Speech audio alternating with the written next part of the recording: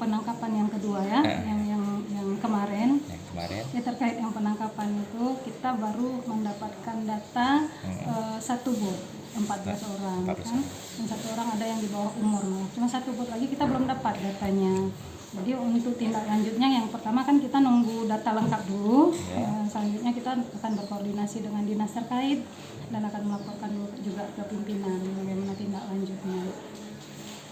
Terus bagaimana ada harapan atau himbauan untuk masyarakat atau nelayan itu? Ada, tentu ada. Jadi kepada masyarakat kita sudah berkali-kali memang melakukan pembinaan.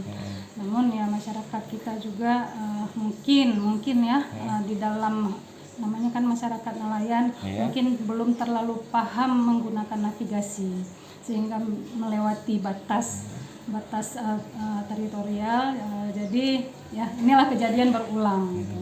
Dan pembinaan kita juga sudah lakukan berulang-ulang, bukan sekali. Kalau yang yang ditangkap kemarin itu kan sudah dilepaskan. Iya. Sekarang ini apa sudah sampai ke Aceh atau masih masih di Jakarta? Kemarin kan diisolasi di Jakarta, direncanakan sampai ke Banda Aceh, dari Banda Aceh kemari hari Rabu, jadi hari Kamisnya sampai ke Aceh Timur.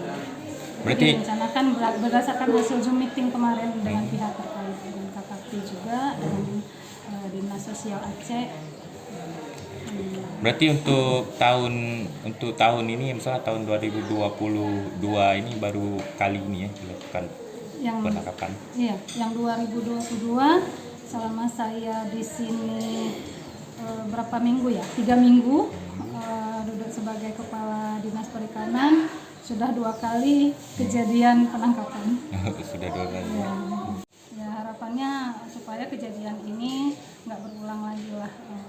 Kita juga akan lebih gencar memberikan pemahaman kepada masyarakat supaya kejadian-kejadian serupa tidak berulang. Kalau tidak salah ini yang sudah ke-6 kali atau ke-7 kali kalau tidak salah saya.